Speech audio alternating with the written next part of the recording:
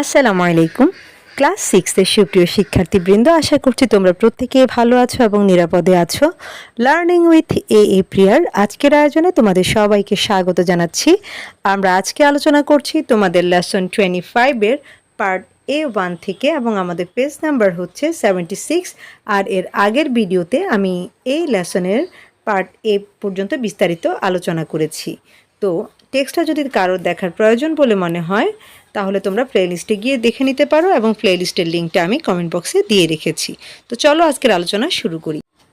তো এখানে বলছে ইন পেয়ার্স অর্থাৎ জোড়ায় জোড়ায় ডিসকাস আলোচনা করো if the following statements, following মানে হচ্ছে নিচের, স্টেটমেন্ট মানে আমরা বাক্য বলতে পারি, বর্ণনা বলতে পারি, আর ট্রু অর ফলস, সত্য অথবা মিথ্যা, অর মানে হচ্ছে অথবা, অর্থাৎ তোমরা জোড়ায় জোড়ায় আলোচনা করবা যে নিচে যে আমরা এ থেকে ই পর্যন্ত 5টা বাক্য দেখতে পাচ্ছি এই বাক্যগুলা সত্য নাকি মিথ্যা।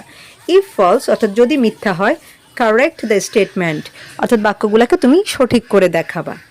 তো এই জিনিসটা করার জন্য অবশ্যই তোমাকে পার্ট এটা খুব ভালোভাবে বুঝতে হবে এবং যারা পার্ট এ ভালোভাবে বুঝেছো তারা খুব ইজিলি এটার আনসারটা দিতে পারবা।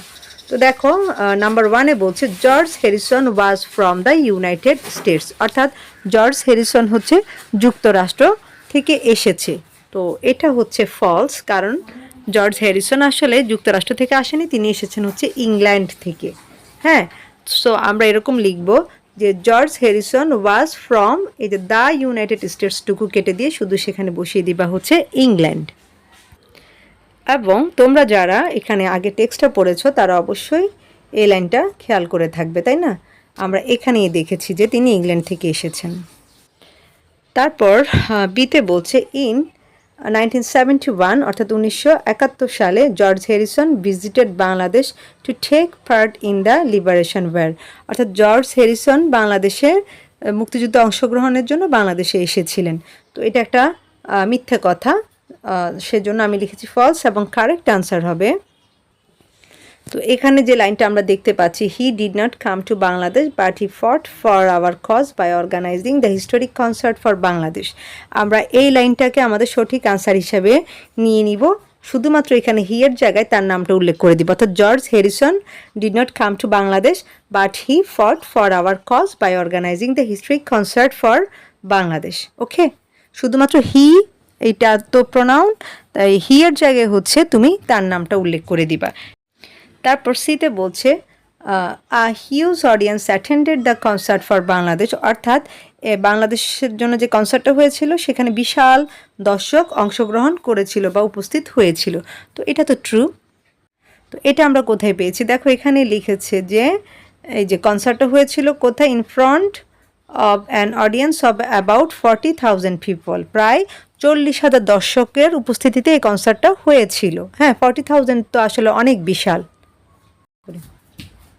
আচ্ছা, এরপর ডিতে বলছে George Harrison was the only well known musician to take part in the concert for Bangladesh, অর্থাৎ জর্জ হ্যারিসনই হচ্ছে একমাত্র সুপরিচিত বা বিখ্যাত মিউজিশিয়ান যিনি কিনা এই কনসার্ট ফর বাংলাদেশে অংশগ্রহণ করেছিলেন। তো এটা হচ্ছে পুরোপুরি একটা ফলস কথা এবং এটার রাইট আনসারটা আমরা কি দিতে পারি দেখো।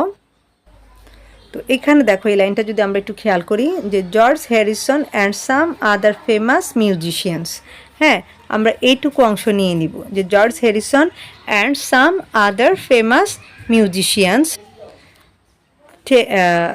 এই যে took part in the concert for Bangladesh. হ্যাঁ, এখানে টেকটা হয়ে যাবে took, George Harrison and some other famous musician took part in the concert for Bangladesh. এই আনসারটা আমরা এইভাবে দিতে পারি, অর্থাৎ তোমরা জাস্ট হচ্ছে কি এখানে যতটুকু আমি দিয়েছি, হ্যাঁ এই এতটুকু, George Harrison and some other famous musicians, এরপর লিখবা হচ্ছে টুক।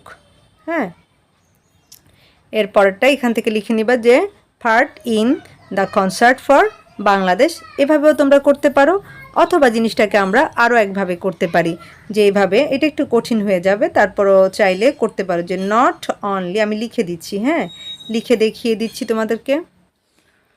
তো লেখাটা এখানে হয়তো অত ভালো দেখা যাচ্ছে না যেহেতু স্ক্রিনে লেখা, তারপর আমি বলে দিচ্ছি দেখো আমরা এভাবেও করতে পারি যে নট অনলি জর্জ হ্যারিসন হ্যাঁ, হ্যারিসন এই যে এখানে পুরাটা আসলো না, সেজন্য বাকি অংশ এখানে লিখলাম। আর বানানগুলো তোমরা এখান থেকেও দেখে নিতে পারো। But also some other famous musicians, হ্যাঁ তোমরা এই যে এখান থেকেও বানানটা ঠিক করে নিতে পারো।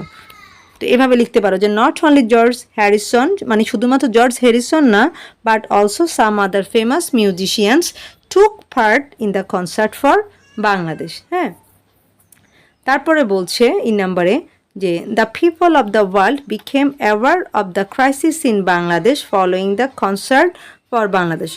The people of the world, বিশ্বের মানুষজন বিকেম অ্যাওয়ার, সচেতন হয়েছিল বা জেনেছিল, of the crisis in Bangladesh, বাংলাদেশের সংকট নিয়ে, following the concert for Bangladesh, অর্থাৎ এই যে কনসার্ট ফর বাংলাদেশটাকে দেখে বা এটার মাধ্যমেই হচ্ছে তারা বাংলাদেশের ক্রাইসিস সম্পর্কে জানতে পেরেছিল।